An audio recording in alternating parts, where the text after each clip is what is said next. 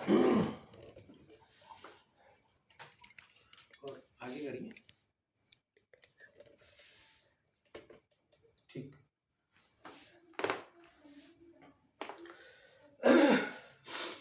तो हम लोग कल कहाँ तक थे? सविनय अवज्ञा आंदोलन के बाद प्रथम गोलमेज सम्मेलन, इसकी चर्चा हम लोग कर चुके थे। गोलमेज सम्मेलन, 3 गोलमेज सम्मेलन का आयोजन किया गया था इंग्लैंड में। और पहला आपका 1930 सितंबर से, और उसके बाद दूसरा 1931 में, और तीसरा 1932 में। डेट जरूर याद रखिएगा, ठीक है। जो दूसरा गोलमेज सम्मेलन है, पहले गोलमेज सम्मेलन में कांग्रेस ने भाग नहीं लिया था, और तीसरे सम्मेलन में भी कांग्रेस ने भाग नहीं लिया। जो दूसरा गोलमेज सम्मेलन है बहुत इंपॉर्टेंट है। इसमें कांग्रेस ने भाग लिया था, और उसकी पृष्ठभूमि क्या थी, मतलब कांग्रेस किस दशा में इस गोलमेज सम्मेलन में भाग लिया था। आप जरा देखिए, मैंने आपसे कहा कि सविनय अवज्ञा आंदोलन की शुरुआत 1923 12 मार्च से हो गई थी। 6 अप्रैल को गांधी जी ने दांडी यात्रा समाप्त कर नमक कानून तोड़ा। उसके बाद सविनय अवज्ञा आंदोलन प्रारंभ हुआ। आंदोलन को बड़ी निर्ममता के साथ ब्रिटिश सरकार ने कुचलने का प्रयास किया, ठीक है। गांधी को गिरफ्तार कर लिया, कई नेताओं को गिरफ्तार किया गया, और गांधी जी उस समय जेल में थे। पूना की यरवदा जेल में गांधी जी बंद थे, ठीक है। और स्थिति ये थी कि पहला गोलमेज सम्मेलन हो चुका था जो कि असफल हुआ था, और उस गोलमेज सम्मेलन में आपके मुस्लिम लीग, हिंदू महासभा, दलित पार्टी, लिबरल फेडरेशन आदि दलों ने भाग लिया था, लेकिन उसका कोई निष्कर्ष नहीं निकल पाया था। और कांग्रेस को लगा, ब्रिटिश सरकार को लगा कि कांग्रेस को अगर शामिल किए हम किसी भी अंजाम तक नहीं पहुंच सकते, और सांप्रदायिक समस्या के निर्णय पर ही यह गोलमेज सम्मेलन असफल हो गया था। इसके बाद जरा देखिए कि आपके 26 जनवरी 1931, ठीक है, गांधी जी को रिहा कर दिया गया। गांधी जी को जेल से रिहा कर दिया गया। कब? 26 जनवरी 1931 को। इसके बाद 17 फरवरी से लेकर उस समय वायसराय थे इरविन और गांधी जी के बीच एक वार्ता प्रारंभ हुई, और उस वार्ता का नतीजा क्या निकला? 5 मार्च 1931 को, ठीक है, गांधी इरविन पैक्ट के रूप में, यानी कि गांधी इरविन समझौता, ठीक है। 17 फरवरी से वार्ता शुरू हुआ था। 26 जनवरी को गांधी जी को रिहा कर दिया गया, 17 फरवरी से वार्ता शुरू हुई, और 5 फरवरी 1931 को गांधी और इरविन के बीच एक समझौता हो गया। इसको दिल्ली समझौता के नाम से जाना जाता है। इसे क्या कहा जाता है? दिल्ली समझौता, ठीक है। इस समझौते की जो प्रमुख शर्त थी,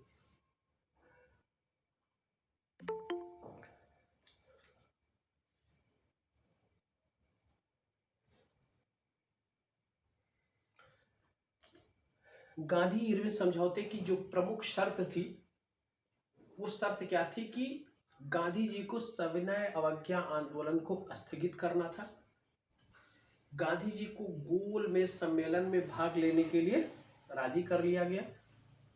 कांग्रेस ने गांधी जी ने अपनी सहमति व्यक्त कर दी थी, और कहा गया कि उस आंदोलन के दौरान जो राजनीतिक बंदी है उनको रिहा कर दिया जाएगा। जिन संपत्तियों पर सरकार ने अपना कब्जा जमा लिया था, उस संपत्तियों को रिलीज कर दिया जाएगा, यानी कि वापस कर दिया जाएगा। जो जुर्माने की राशि अदा लगाया गया था आंदोलनकारियों पर, उस जुर्माने की राशि को माफ कर दिया जाएगा। शांतिपूर्ण तरीके से शराब की दुकानों पर धरना देने के लिए राजी हुए कांग्रेस, ठीक है। और वैधानिक तरीके से भी बहिष्कार के लिए कांग्रेस सहमत हो गई, ठीक है। यह इस सम्मेलन की मतलब इस समझौते की शर्त थी, गांधी इरविन पैक्ट की, जिसे दिल्ली समझौता कहा जाता था, उसकी यह शर्त थी। जब गांधी जी, थोड़ा सा मुझे ये बता दें, मेरी आवाज और बोर्ड ये दोनों सही दिशा में कार्य कर रहे हैं? जी सर। अच्छा चलिए ठीक। जी सर। हाँ, डेट को ध्यान में रखिएगा। 26 जनवरी 1931 गांधी रिहा, 17 फरवरी से वार्ता, 5 मार्च को गांधी इरविन पैक्ट। समझौते की शर्त मैंने आपको बता दी, आप चाहें तो इसको लिख सकते हैं। अब गांधी जी वार्ता के लिए रवाना होते हैं। कहाँ? लंदन। लंदन जाते हैं। और इसी बीच देखिए, आप जरा देखिएगा, 5 मार्च को समझौता हुआ और अप्रैल में इरविन की जगह वेलिंगटन आ गए वायसराय के रूप में। अप्रैल 1931 में कौन? वेलिंगटन। अब इरविन चले गए, क्या बन गए? वायसराय बन गए, ठीक। समझौता तो इरविन के बीच हुआ था ना, वायसराय थे, और वेलिंगटन अप्रैल में आ गए। इन्होंने शर्तों का उल्लंघन करना शुरू कर दिया था। इससे गांधी जी पुनः जो है बोले कि हम गोलमेज सम्मेलन में भाग नहीं लेंगे। तो इससे फिर सरकार भयभीत हुई और वेलिंगटन ने गांधी जी को शिमला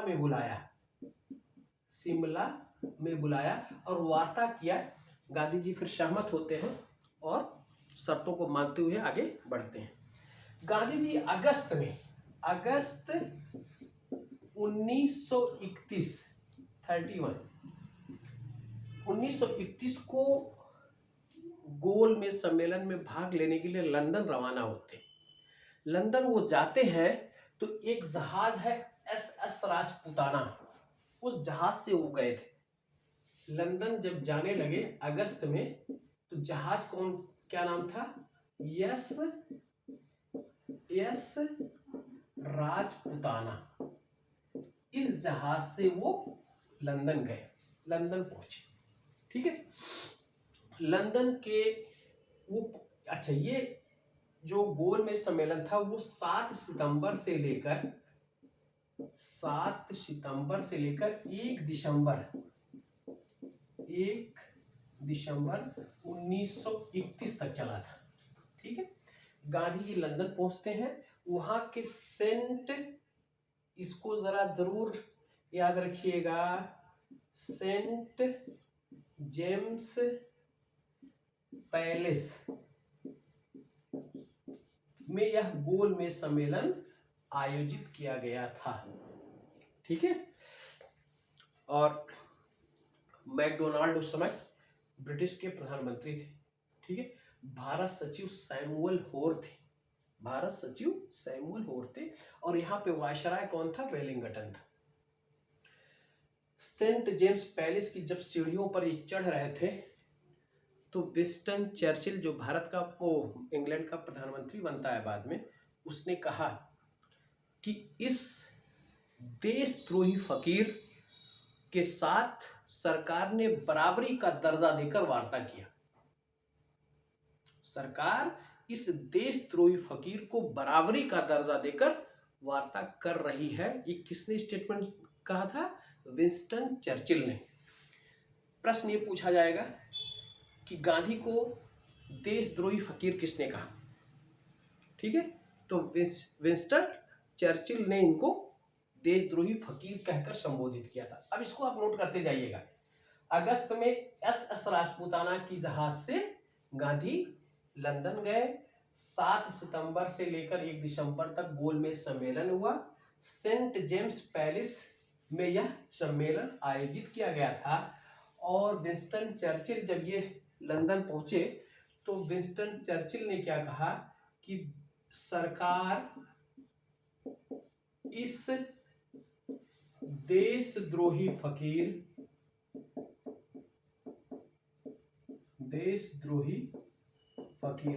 क्यों कहा गया?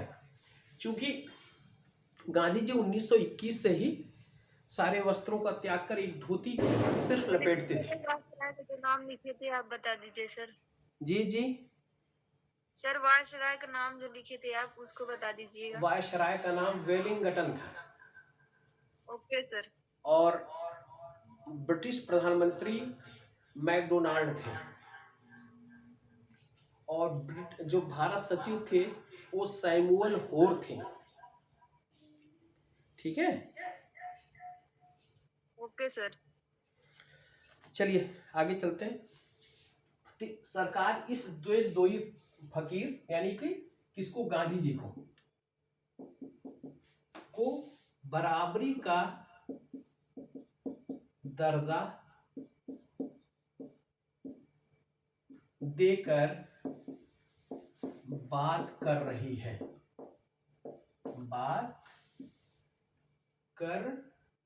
रही। किसने कहा था?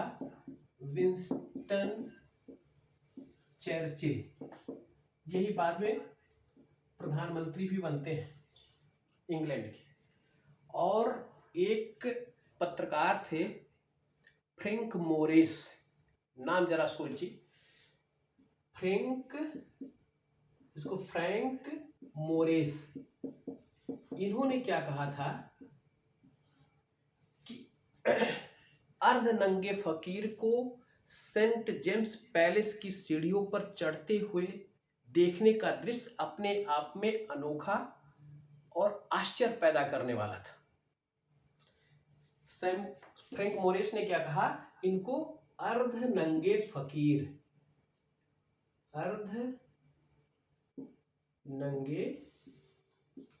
कभी ये स्टेटमेंट आ सकता है कि ये स्टेटमेंट किसका था। स्टेटमेंट आप लिख लीजिए कि इस अर्धनंगे फकीर को सेंट जेम्स पैलेस की सीढ़ियों पर चढ़ते हुए देखने का दृश्य अपने आप में अनोखा और अद्भुत या दिव्य अनुभूति उत्पन्न कर रहा था। आप इस स्टेटमेंट को लिख लीजिए। मैं थोड़ा सा समय आपको दे रहा हूं कि अर्धनंगे फकीर को सेंट जेम्स पैलेस की सीढ़ियों पर चढ़ते हुए देखने का दृश्य अपने आप में अनोखा और दिव्य अनुभूति उत्पन्न कर रहा था। ये किसने कहा था? फ्रैंक मोरिस ने। भूलिएगा नहीं, पता चला कि आप चर्चिल के स्टेटमेंट को मोरिस और मोरिस की स्टेटमेंट को चर्चिल में डाल दी। हमेशा अर्धनंगा फकीर, ठीक है, या देशद्रोही फकीर, इसको ऐसे याद करिएगा क्योंकि प्रधानमंत्री चर्चिल एक देश के प्रधानमंत्री थे, इसलिए इनको जो है देशद्रोही फकीर कहा चर्चिल ने। ठीक है, और ये फ्रैंक मोरिस इनको वास्तविक रूप में अर्धनंगे फकीर के रूप में पत्रकार जो थे इन्होंने इनको पेश किया था। ठीक है, अब इसके बाद देखिए वार्ता शुरू हुई। वार्ता के दौरान सांप्रदायिकता के मुद्दे पर यह वार्ता असफल हो गई। यद्यपि एक संघीय न्यायालय की स्थापना, एक संघीय विधान परिषद की स्थापना, ठीक है, केंद्र और राज्यों के बीच आर्थिक जो बंटवारे की बात थी, उसकी जो मुद्दे के आर्थिक विषयों पर जो बंटवारा था उस पे ये सब सहमत हो गए थे। ठीक है, लेकिन सांप्रदायिकता के मुद्दे पर यह वार्ता असफल हो गई और उनको वापस लौटना पड़ा। और गांधी जी वापस आने के बाद कहते हैं कि यद्यपि मैं असफल रहा, लेकिन आप लोगों ने जो मुझे ध्वज सौंपा था उस ध्वज को मैंने झुकने नहीं दिया। ठीक है, ये स्टेटमेंट भी गांधी का था। और गांधी जी ने कब कहा? जब वो वहां से वापस आ गए। अब जरा आप सोचिए कि 31 में 7 सितंबर 31 से लेकर दिसंबर तक ये द्वितीय गोलमेज सम्मेलन चलता है। जब ये वापस आते हैं तो 1 जनवरी 1932 से वो पुनः सविनय अवज्ञा आंदोलन शुरू कर देते हैं। पुनः सविनय अवज्ञा आंदोलन प्रारंभ कर देते हैं। ठीक, इस प्रारंभ करने के बाद तत्कालीन देश के तत्कालीन जो नेता लोग थे उनको गिरफ्तार कर लिया जाता है। इसमें गांधी भी गिरफ्तार हो जाते हैं। ठीक है, जवाहरलाल नेहरू, गांधी, अबुल कलाम आजाद इत्यादि जो नेता थे उस समय उनको गिरफ्तार कर लिया जाता है। ठीक है, अब जनवरी 32 से पुनः सविनय अवज्ञा आंदोलन शुरू हुआ। ये घटना घटित होती है 16 अगस्त 1932 को। ठीक है, जब ब्रिटिश की प्रधानमंत्री मैकडोनाल्ड ने सांप्रदायिक पंचाट या सांप्रदायिक निर्णय की घोषणा की थी। कब? 16 अगस्त 1932 को। अब 1932 में 2 डेट आपको याद रखनी है। 1 जनवरी 1932 पुनः सविनय अवज्ञा आंदोलन शुरू हुआ और सारे के सारे नेता गिरफ्तार हुए। अब सांप्रदायिक समस्या का हल न होते देख 16 अगस्त 1932 को प्रधानमंत्री, ब्रिटेन के प्रधानमंत्री, क्या नाम था इनका? मैकडोनाल्ड ने क्या घोषणा की? सांप्रदायिक निर्णय या सांप्रदायिक पंचाट, इसको क्या कहा जाता है? सांप्रदायिक निर्णय भी कहा जाता है। इसकी घोषणा किया कब? 16 अगस्त 1932 को। अब आप ये देख लीजिए कि सांप्रदायिक निर्णय था क्या, जो घोषणा इन्होंने किया 16 अगस्त 1932 को। इसकी जो शर्तें थी, इसमें इन्होंने कहा कि इस निर्णय के प्रावधान भारत की जो केंद्रीय विधानसभा है उस पर लागू नहीं होंगे, सिर्फ प्रांतीय विधानमंडलों पर ही इस निर्णय के प्रावधान को लागू किया जाएगा। ठीक है, इन्होंने क्या किया यहाँ पर कि मुसलमान के साथ साथ, पहले तो मुसलमान को पृथक निर्वाचन क्षेत्र दिया ही गया था, इसके साथ साथ इन्होंने किसको? सिखों, ईसाइयों, ठीक है, सिखों, ईसाइयों तथा एंग्लो इंडियन,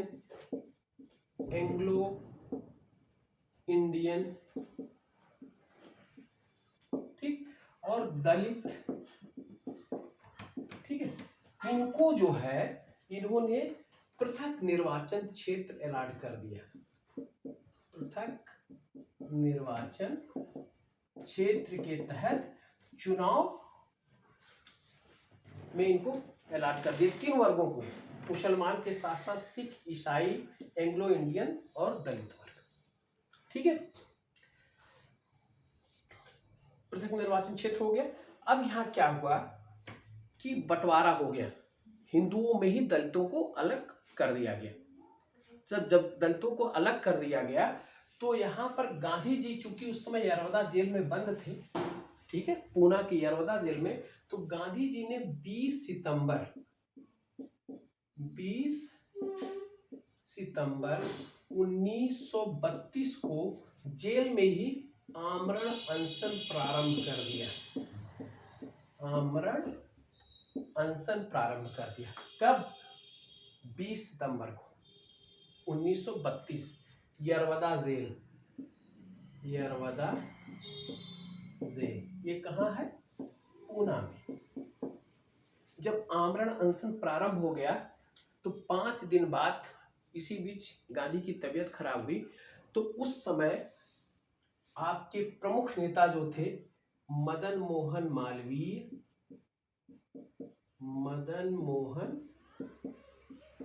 मालवीय, राजेंद्र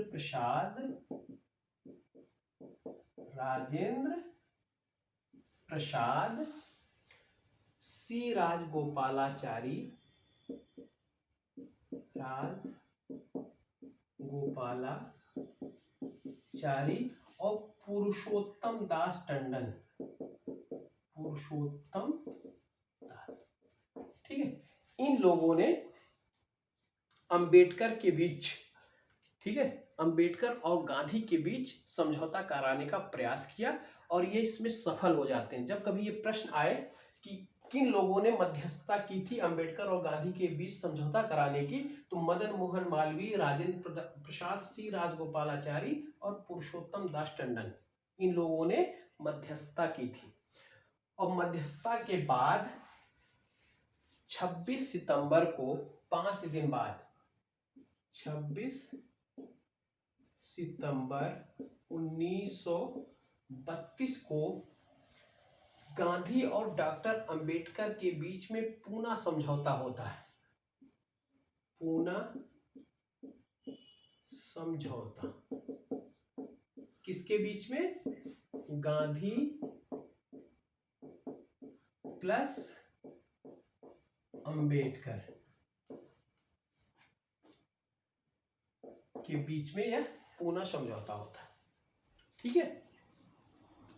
इस समझौते के तहत कहा गया कि आपको मैं पृथक निर्वाचन क्षेत्र नहीं देने दूंगा, यानी कि हिंदुओं से दलितों को जो अलग करने का निर्णय सरकार का था उसको अमान्य कर दिया गया, उसको माना नहीं गया। लेकिन हुआ क्या पूना समझौता में कि केंद्रीय विधानमंडल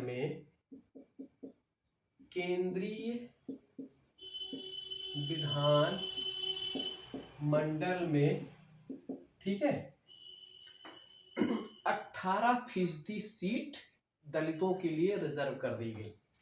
18% सीट दलितों के लिए आरक्षित।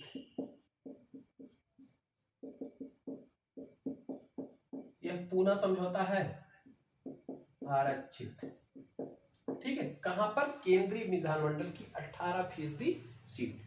दूसरा क्या किया गया कि प्रांतीय विधानमंडल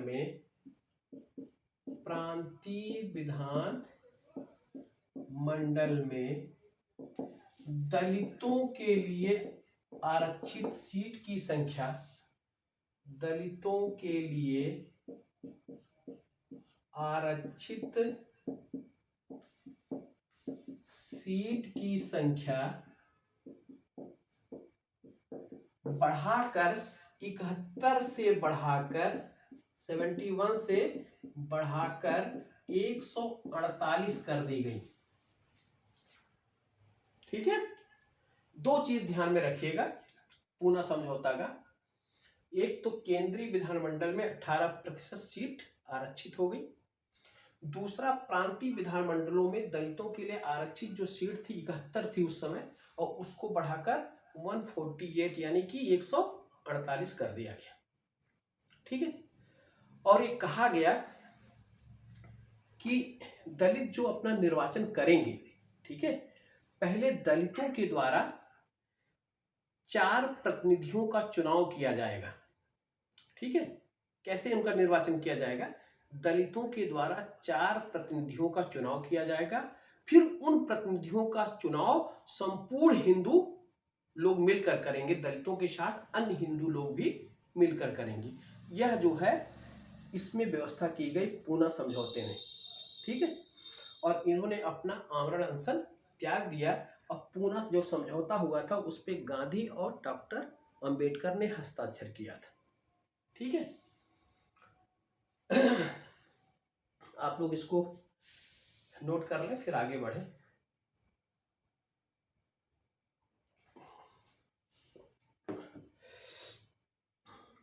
एक थोड़ी सी बात पीछे मैं आऊंगा कि जो द्वितीय गोलमेज सम्मेलन था उसमें व्यक्तिगत रूप से मदन मोहन मालवीय और सरोजिनी नायडू भी शामिल किए गए थे, मतलब आमंत्रित किए गए, वो व्यक्तिगत खर्च पर गए थे, सरकार की तरफ से वो नहीं गए थे।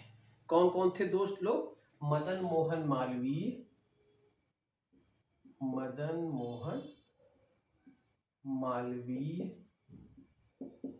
और प्लस सरोजिनी नायडू, ये दोनों व्यक्तिगत खर्च पे गए थे। यद्यप कांग्रेस, गांधी जी ने इनको कहा था कि आप इनको बुला लें, ठीक है। इन्होंने, गांधी जी ने डॉक्टर अंसारी का नाम भी दिया था, डॉक्टर अंसारी को भी बुलाने के लिए कहा था, लेकिन सरकार इनकी बात को मानी नहीं, ठीक है। इसलिए डॉक्टर अंसारी नहीं गए। सरकार ने सिर्फ मदन मोहन मालवीय और सरोजिनी नायडू को द्वितीय गोलमेज सम्मेलन में आमंत्रित किया और वो अपने व्यक्तिगत खर्च पर गए थे, ठीक है। आगे चलते हैं। पूना समझौता के बाद 1932 की घटना, ठीक है। अब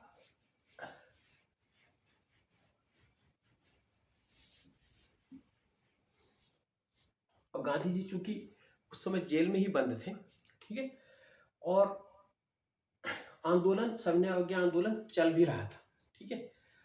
33 में, मई 33 में, मई 1933, ठीक है, उस समय गांधी जी ने दलितों के लिए या अछूतों के लिए, ठीक है, अपने जेल में ही 21 दिन का अनशन प्रारंभ किया था, आमरण अनशन, ठीक है, उपवास जिसको कहते हैं। मई 1933 में गांधी जी 21 दिन का उपवास, 21 दिन का उपवास प्रारंभ किया। किस मुद्दे को लेकर? अछूतों की समस्या को लेकर, अछूतों या दलितों की समस्या को लेकर, ठीक है। जब यह उपवास प्रारंभ किया तो 21 दिन का उपवास था, गांधी जी की तबीयत यहां भी खराब होने लगी, तो सरकार ने इनको रिहा कर दिया, ठीक है। यानी कि यह गांधी जी मई में 1933 को रिहा, ठीक है। और रिहा करने के बाद जब ये बाहर आते हैं तो 12 सप्ताह के लिए, 12 सप्ताह के लिए सविनय अवज्ञा आंदोलन को स्थगित कर देते हैं, सविनय अवज्ञा आंदोलन को स्थगित कर देते हैं, ठीक है। देखिए, हिस्ट्री को अगर डेट पकड़ कर आप चलेंगे, ठीक है, क्रमशः, तो हिस्ट्री आपके दिमाग में काफी दिनों तक रहेगी, मौजूद रहेगी, इतिहास दिमाग में कहीं ना कहीं रहेगा जब आप डेट को पहले दिमाग में रखेंगे कि किस डेट को क्या हुआ। जैसे मैंने आपको बताया कि 1931 में क्या हुआ, 1932 में क्या हुआ, ठीक है। तो जब दिमाग इस पे आपको आएगा कि अप्रैल माह में क्या हुआ, नवंबर माह में क्या हुआ, तो हिस्ट्री काफी दिनों तक आप उसको अपने जेहन में रख सकते हैं। तो मैंने आपको देखिए 1932 की घटना बताई मैंने, 1 जनवरी 1932 सविनय अवज्ञा आंदोलन को प्रारंभ करना, फिर 16 अगस्त को सांप्रदायिक निर्णय की घोषणा, 20 सितंबर को आमरण अनशन पूना की यरवदा जेल में गांधी जी द्वारा, 5 दिन बाद यानी कि 26 सितंबर को पूना समझौता हो गया, ठीक। इस समझौते में मदन मोहन मालवीय, सी राजगोपालाचारी, राजेंद्र प्रसाद, पुरुषोत्तम दास टंडन, इन्होंने मध्यस्थता की भूमिका निभाई। इसमें जो प्रावधान किए गए उसको मैंने बता दिया। अब फिर मैं आता हूं 1933 में। 1933 में सीधे आप मई में आ जाइए। 1933 गांधी जी ने हरिजन के उद्धार के लिए, अछूतों के उद्धार के लिए, दलितों की समस्याओं के लिए आमरण अनशन शुरू किया, 21 दिन का उपवास शुरू किया। इस उपवास के दौरान इनकी जब तबीयत खराब होती है तो सरकार इनको रिहा कर देती है। जब रिहा करती है तो ये बाहर आते हैं और बाहर आने के बाद इन्होंने 12 सप्ताह के लिए सविनय अवज्ञा आंदोलन को स्थगित करने की घोषणा की, ठीक है। जब ये घोषणा हो गई उसके बाद जब इन्होंने देखा कि स्थिति अब सविनय अवज्ञा आंदोलन की बहुत अच्छी नहीं बन पा रही है, ठीक है, तो इन्होंने 1 अगस्त 1933 से व्यक्तिगत सविनय अवज्ञा आंदोलन चलाया, व्यक्तिगत सविनय अवज्ञा आंदोलन।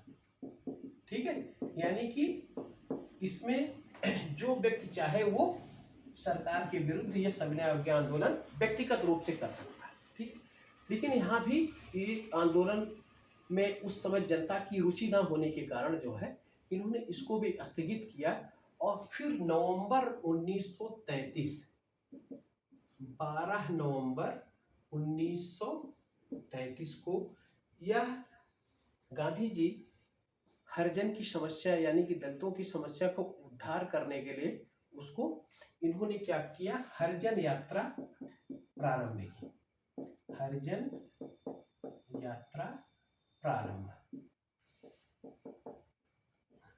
कहाँ से इन्होंने किया, वर्धा से।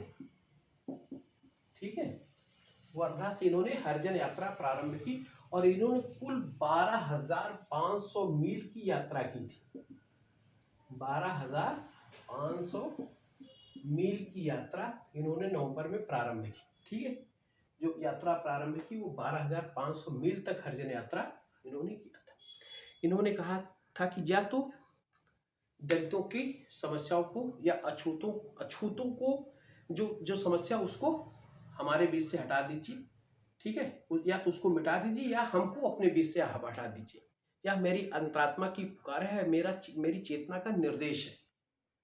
ठीक है, उन्होंने कहा अछूत की समस्या को समाज से हटा दीजिए, नहीं तो हमको अपने बीच से आप हटा दीजिए, यह मेरी अंतरात्मा की पुकार है, यह मेरी चेतना का निर्देश है, इसलिए आप जो है इस समस्या को सॉल्व करिए। और इन्होंने हरिजन यात्रा प्रारंभ की। और जब हरिजन यात्रा प्रारंभ की तो देश में कई स्थानों पर गांधी जी को काले झंडे दिखाई दिए। ठीक है, इनका विरोध किया गया। ठीक है, और इन्होंने इन हरिजन यात्रा के दौरान में उसी समय 1934 में बिहार में भूकंप आया था। ठीक है, 15 जनवरी 1934। अब हम 33 से 34 में प्रवेश करते हैं।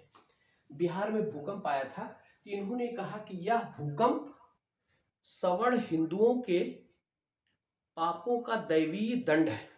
गांधी जी ने कहा था बिहार भूकंप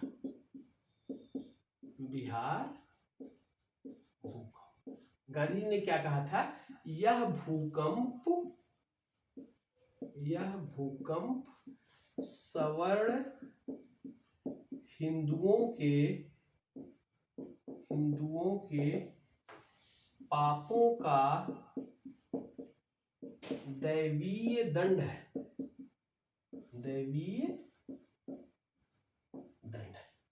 ठीक है, गांधी जी ने 1932 में अखिल भारतीय छुआछूत विरोधी लीग की स्थापना की थी। ठीक है, और इन्होंने हरिजन सेवक नामक संघ स्थापित किया था और इन्होंने हरिजन पत्रिका भी निकाली थी। अखिल भारतीय छुआछूत विरोधी लीग के जो अध्यक्ष बनाए गए थे, पहले अध्यक्ष ठक्कर बापा थे। ठीक है, तो इसलिए इनके मन में दलितों की समस्याओं से संबंधित चीजों का उनका जो समस्या थी उनका निराकरण करने का इन्होंने प्रयास किया। इनका मन काफी उद्वेलित रहता था दलितों की स्थिति को लेकर। ठीक है, तो यह बिहार के भूकंप पर इन्होंने 15 जनवरी को, अच्छा उस समय देखिए सामाजिक स्थिति ऐसी नहीं थी। सामाजिक स्थिति में काफी रूढ़वादी समाज था। ठीक है, गांधी जी की इस बातों का कई जगह विरोध किया गया। ठीक है, उनकी सभाओं में उपद्रव किया जाता था, उनको काले झंडे दिखाए जाते थे। और तो और जून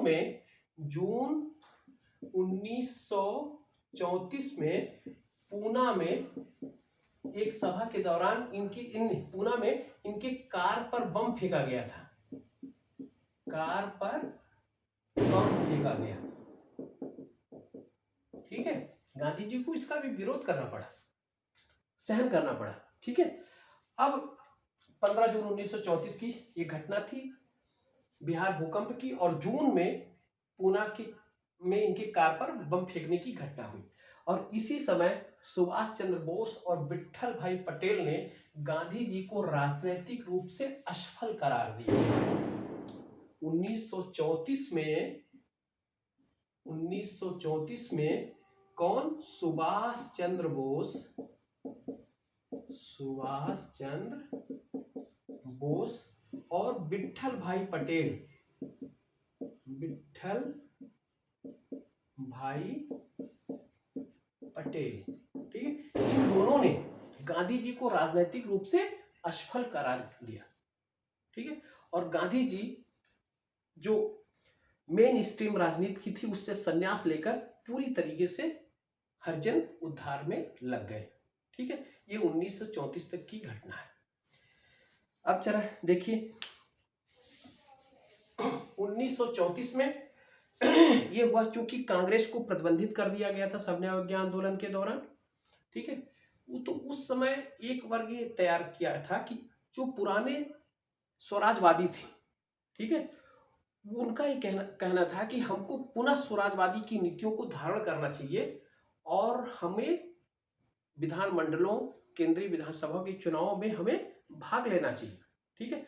यह बात कही रहे थे कि उन्हीं समय 1934 में कांग्रेस से प्रतिबंध हटा दिया गया, और जब हटा दिया गया तो 1934 में कांग्रेस ने चुनाव में भाग लिया और उसे केंद्रीय विधानमंडल की 75 सीटों में से 45 सीटों पर विजय प्राप्त हुई, ठीक है। ये बहुत महत्वपूर्ण घटना नहीं है, लेकिन एक राजनीतिक जो मतलब उसका प्रवाह था, उस क्रम में ये बात मैंने आपको बताई, ठीक है। पूछे जाने की संभावना नहीं है। अब देखिए 1934 के बाद 1935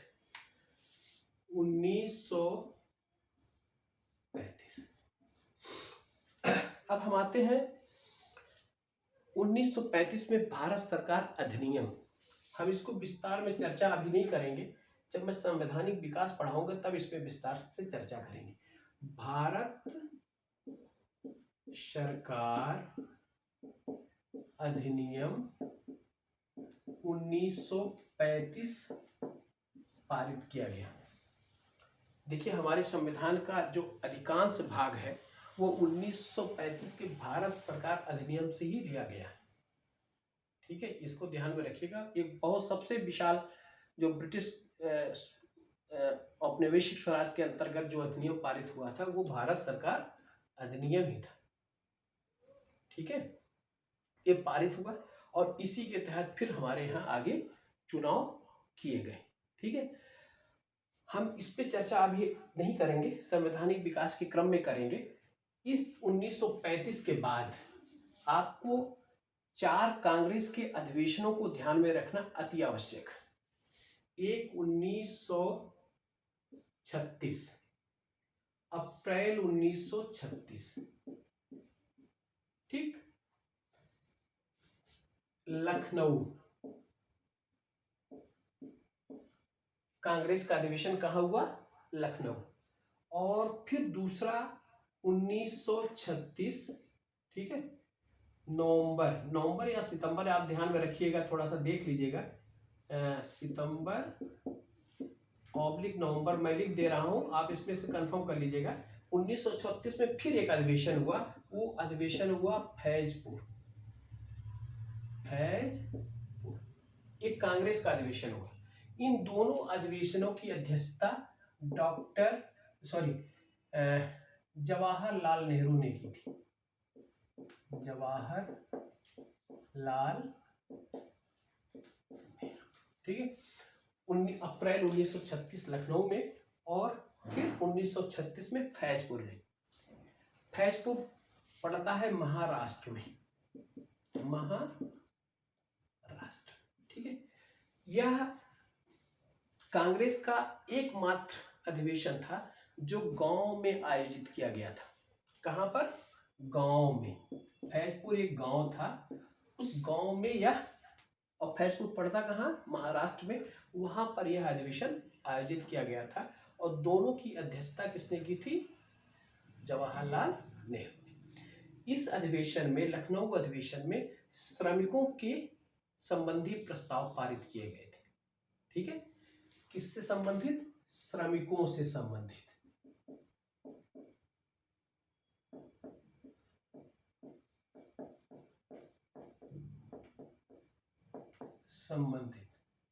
ठीक। और जो इस अधिवेशन में फैजपुर में किसानों से संबंधित प्रस्ताव पारित किए गए थे, ये दोनों बातें कांग्रेस अधिवेशन की आप दिमाग में रखिएगा।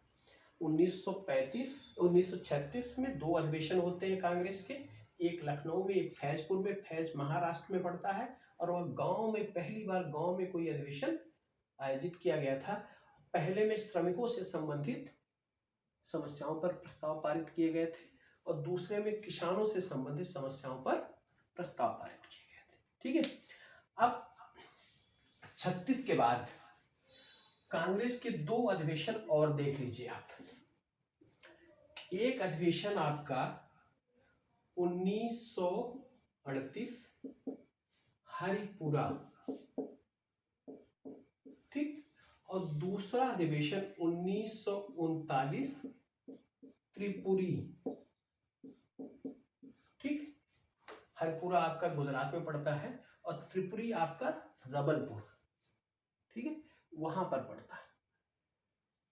पहले अधिवेशन 1938 में सुभाष चंद्र बोस इसके अध्यक्ष बनाए गए थे। सुभाष चंद्र बोस अध्यक्ष बनाए गए थे। और दूसरे अधिवेशन में त्रिपुरी में सुभाष चंद्र बोस ने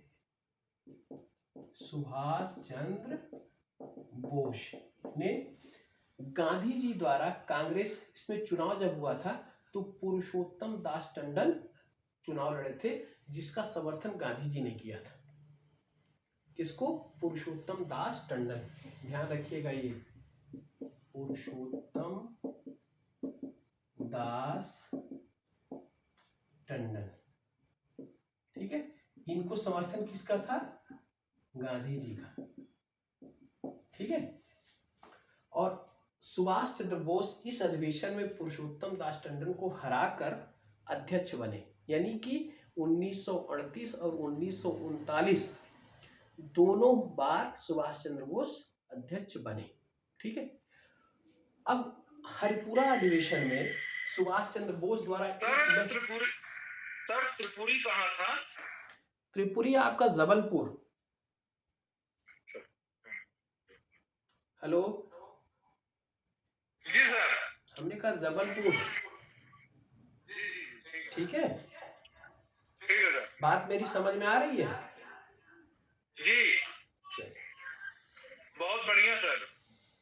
चलिए अब देखिए, हरिपुरा सुभाष चंद्र बोस, त्रिपुरी सुभाष चंद्र बोस। हरिपुरा में क्या हुआ कि हरिपुरा में सुभाष चंद्र बोस ने एक राष्ट्रीय योजना समिति का गठन किया था।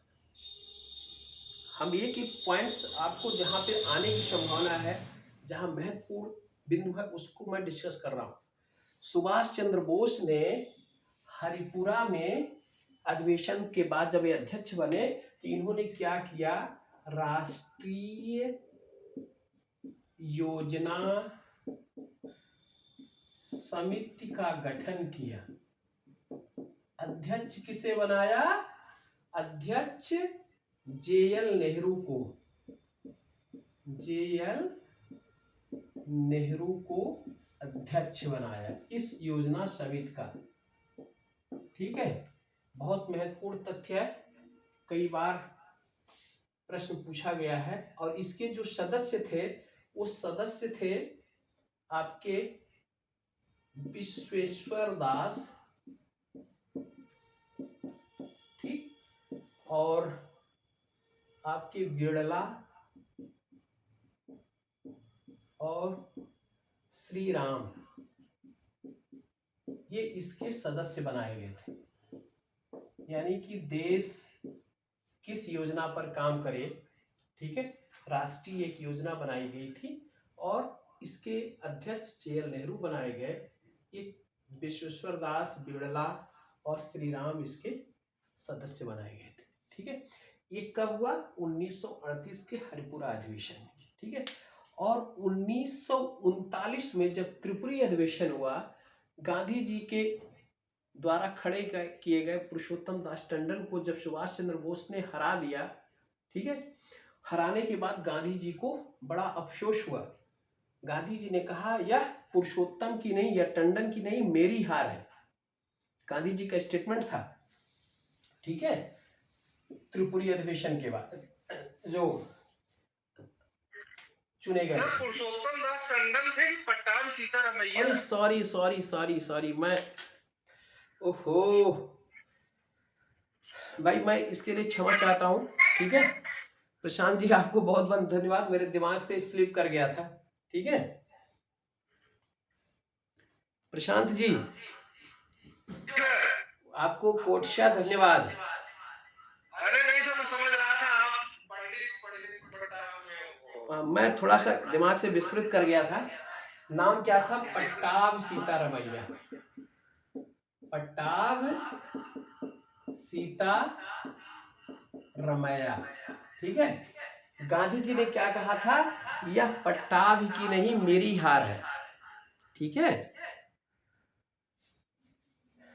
मैं बहुत बेहद मतलब इस बात पे शर्मिंदा हूं कि नाम को बार बार मैं रिपीट कर रहा था, मेरे दिमाग से पता नहीं क्यों पुरुषोत्तम दास टंडन निकल रहे थे। ठीक है, पट्टाभ सीतारमैया, यह गांधी ने क्या कहा था? यह पट्टाभ की नहीं मेरी हार है। ठीक है, सुभाष चंद्र बोस अध्यक्ष बनाए गए और अध्यक्ष के बाद इन्होंने गांधी जी से कहा कि ठीक है मैं अध्यक्ष तो बन गया, लेकिन कार्यकारिणी जो है, ठीक है, वर्किंग कमेटी जो कांग्रेस की बनेगी उसका गठन आप करें। ठीक है, जिसको चाहे आप उस कार्यकारिणी में रखें। गांधी जी ने मना कर दिया। ठीक है, कि नहीं, आप अध्यक्ष हैं तो आप कार्यकारिणी का गठन करें, चूंकि उनको दुख था कि मेरे द्वारा खड़े गए किए गए कैंडिडेट को सुभाष चंद्र बोस ने हरा दिया।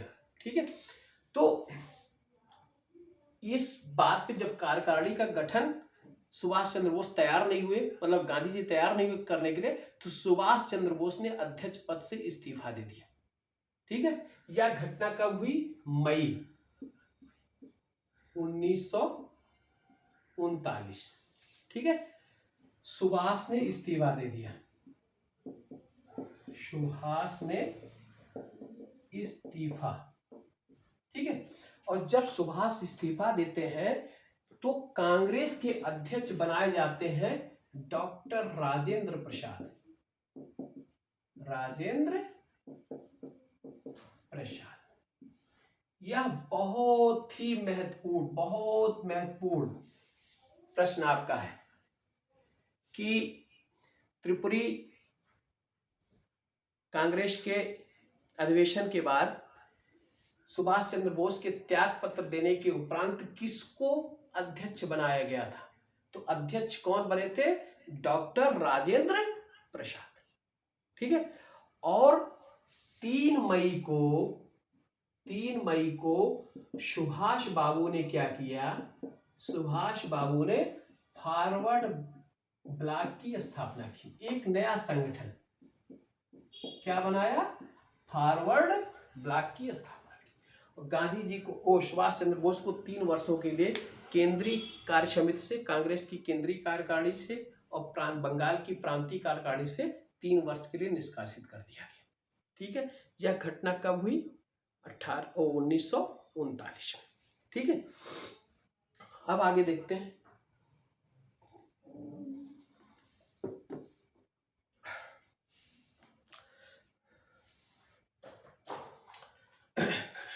सभी को मेरी बात समझ में आ रही है? जी सर। जी सर। अंशु जी, जी सर। क्लियर हो रहा है इतिहास? जी सर, क्लियर हो रहा है। ठीक है बेटा, ऐसे बहुत दिमाग बढ़िया में सर, बैठाते चलो। बहुत सीक्वेंस वाइज चल रहा है सर, बहुत बढ़िया स्पष्ट हो रहा है। हाँ ठीक है, मैं आपको बता दूं, इतने मेरे नोट्स को तैयार कर लें आप ना, तो आपको किसी किताब को छूने की जरा भी जरूरत नहीं होगी। जी सर। ठीक है, बस मेरे एक एक सेंटेंस क्रम वाइज जैसे मैं लिखाता चला जाऊं, आप उसी तरीके से इतिहास को दिमाग में रखते चले जाएं। थोड़ा सा मेहनत, मेरे पढ़ाने के बाद एक दो बार आप उस पर रिवीजन कर लें। ठीक है, बस मैंने कहा कि सीक्वेंस आप जब डेट वाइज बनाएंगे, ठीक है, तो वो जल्दी आपके दिमाग में बैठेगा कि 1934 में क्या हुआ, 1933 में क्या हुआ, 1935 में क्या हुआ। ठीक है, तब आप देखिएगा बहुत क्लियरली आप एकदम हिस्ट्री को समझते जाएंगे। ठीक है, अब हम आते हैं आगे। यह तो घटना हो गई। इसी बीच ये तो 39 तक में कांग्रेस की आपके अधिवेशन की चर्चा मैंने कर लिया। 1937 में चुनाव होता है, ठीक है, चुनाव होता है। इस चुनाव में सभी लोग भाग लेते हैं, मुस्लिम लीग, कांग्रेस, सभी लोग इसमें भाग लेते हैं, ठीक है। 1937 तक भारत में प्रांतों की संख्या 11 हो गई थी, ठीक है। प्रांत कौन कौन से थे आपके? मद्रास, बंबई, ठीक है, और आपके बंगाल, बिहार, उड़ीसा, असम, ठीक। इसके बाद संयुक्त प्रांत,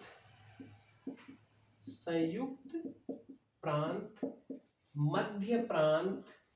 मध्य प्रांत को मध्य प्रदेश समझिएगा, समझ लीजिए, मध्य प्रदेश वाला क्षेत्र जो है वो मध्य प्रांत था, और संयुक्त प्रांत हमारा उत्तर प्रदेश वाला क्षेत्र संयुक्त प्रांत था, ठीक है। इसके बाद सिंध, उत्तर पश्चिम सीमांत प्रांत, बलूचिस्तान वाला क्षेत्र, ठीक। ये कितने हुए? 1 2 3 4 5 6 7 8 9 10, और एक प्रांत आपका था पंजाब, एक प्रांत आपका पंजाब था। ये 11 प्रांत हमारे उस समय हो गए थे, ठीक है। जब चुनाव होता है तो इस चुनाव में समझ लीजिए। सर मध्य प्रांत के बाद क्या लिखा है सर? जी सर मध्य प्रांत के बाद। एक मिनट, जरा आवाज नहीं सुन। हाँ, क्या कह रही हैं? सर मध्य प्रांत के बाद क्या लिखे हैं? मध्य प्रांत के बाद सिंध और उत्तर पश्चिम सीमांत प्रांत और फिर पंजाब। Okay sir. ये जब चुनाव होता है यहाँ पर, तो चुनाव में आपके 6 जगहों पर, ठीक है। पहली बात तो कांग्रेस का जो चुनाव चिन्ह था वो पीला बक्सा था। इसके बाद आप जरा देख लीजिएगा कुछ महत्वपूर्ण तथ्य। कांग्रेस का चुनाव चिन्ह क्या था? पीला बक्सा, ठीक है, पीला बक्सा था। जब ये चुनाव के नतीजे आए तो इस चुनाव के नतीजों में 6 जगह पर, ठीक है, कांग्रेस ने अपनी सरकार बनाई। कब? जुलाई 37 में। जरा देखिएगा कि जुलाई 1937 में 6 जगह, 6 स्थान पर, यानी कि 6 प्रांतों में। ये 6 प्रांत कौन कौन से थे? एक आपका मद्रास, दूसरा बंबई, तीसरा बिहार, चौथा उड़ीसा, पांचवा संयुक्त प्रांत, छठा मध्य प्रांत। इन 6 जगहों पर जुलाई 1937 में कांग्रेस ने अपनी सरकार बनाई, ठीक है। बाद में कांग्रेस ने उत्तर पश्चिम सीमांत प्रांत और असम, ठीक है, असम को इन्होंने 38 में, सितंबर 38 में, 1938 में असम में इन्होंने अपनी सरकार बनाई। तो कुल मिला के क्या हो गया? पहले 6 स्थानों पर और उसके बाद 2 और स्थानों पर, एक उत्तर पश्चिम सीमांत प्रांत और असम में कांग्रेस ने अपनी सरकार बनाई। कुल मिला के 8 प्रांतों में कांग्रेस की सरकार बनी। सिर्फ आपके पंजाब में, बंगाल में और सिंध में यहां पर कांग्रेस की सरकार नहीं बनी थी। पंजाब में जो है, पंजाब में मैं आपको मिटा दे रहा हूं, पंजाब में मुस्लिम लीग और वहां पर हुसैन फैज की एक पार्टी थी, यूनियनिस्ट पार्टी, ठीक है, इन दोनों ने मिलकर अपनी सरकार बनाई थी। पंजाब में किसकी थी? पंजाब में यूनियनिस्ट पार्टी प्लस मुस्लिम लीग,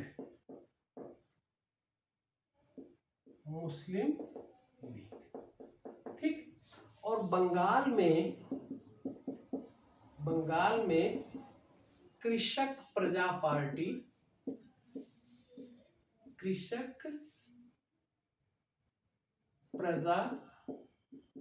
पार्टी प्लस मुस्लिम लीग, इन दोनों ने मिलकर अपनी सरकार बनाई थी। यह कृषक प्रजा पार्टी फजलुल हक की थी, फजलुल हक की सरकार थी। यह यूनियनिस्ट पार्टी जो है हुसैन फैज की पार्टी थी, हुसैन फैज की पार्टी थी, ठीक है। और सिंध में मुस्लिम लीग ने अपनी सरकार बनाई, मुस्लिम लीग, ठीक है। इस तरीके से आपकी 11 प्रांतों में इसका गठन हो गया, ठीक है। इस दौरान जुलाई से लेकर और यह सरकार 28 माह तक कार्यरत रही, ठीक है। ये प्रश्न यूपी पीसीएस में पूछा गया था कि 1937 में चुनाव के उपरांत कांग्रेस कितने दिनों तक सरकार में बनी रही, तो यह पूरी सरकार 28 माह तक, ठीक है। 37 में गठन हुआ था और इस सरकार ने 15 नवंबर 1939 को कांग्रेस शासित सरकारों ने त्याग पत्र दे दिया और इस त्याग पत्र के उल्लास में कि कांग्रेस ने अपने त्याग पत्र दे दिए, 22 दिसंबर 1939 को, ये बहुत इंपॉर्टेंट डेट है, 22 दिसंबर, मुस्लिम लीग और अंबेडकर की पार्टी, इन लोगों ने मुक्ति दिवस मनाया था। क्या मनाया था? मुक्ति दिवस। बार बार कमीशन का क्वेश्चन ये उठता है कि किस डेट को मुक्ति दिवस मनाया गया था, क्यों मनाया गया था।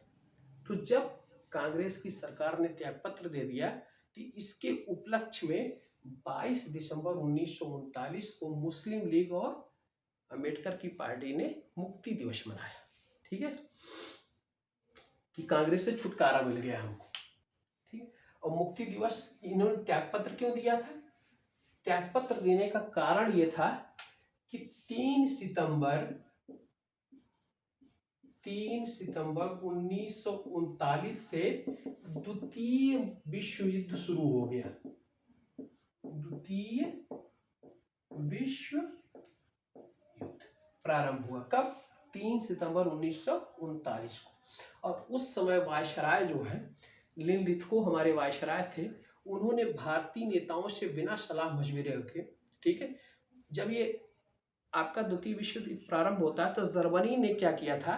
पोलैंड पर आक्रमण किया था पहली बार, ठीक है, 3 सितंबर 1939 को। और जब पोलैंड पर आक्रमण किया तो उधर ब्रिटेन, फ्रांस, ये सब क्या किए? जर्मनी के विरुद्ध युद्ध छेड़ दिए, ठीक है।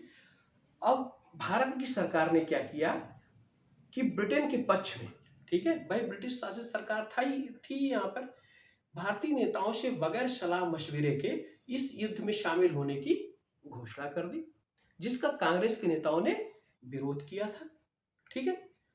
और विरोध करने के बाद इन्होंने त्यागपत्र दे दिया, ठीक है। उस समय सुभाष चंद्र बोस ने कहा था कि यह एक बड़ा अच्छा अवसर है, ठीक है, कि हमको ब्रिटिश के विरुद्ध जो है आंदोलन छेड़ देना चाहिए और इससे मुक्ति पा लेनी चाहिए। तो गांधी जी और जवाहरलाल नेहरू इसके लिए तैयार नहीं हुए। उन्होंने कहा कि हम जो है इन परिस्थितियों में, ठीक है, ब्रिटिश के खिलाफ, जबकि द्वितीय विश्व युद्ध चल रहा है, ब्रिटिश के खिलाफ कोई आंदोलन हम अभी नहीं खड़ा करना चाहते। ठीक है, तो इसका भी बड़ा मतभेद था गांधी और सुभाष चंद्र बोस के बीच में। ठीक है, तो यह 3 सितंबर 1939 को जब विश्व युद्ध शुरू हुआ, तो इसी के कारण से, चूंकि बगैर भारतीय नेताओं से सलाह मशविरा के इन्होंने विश्व युद्ध में शामिल होने की घोषणा कर दी थी, इसलिए कांग्रेस शासित जो प्रदेश थे वहां की सरकार ने अपना त्याग पत्र दे दिया था।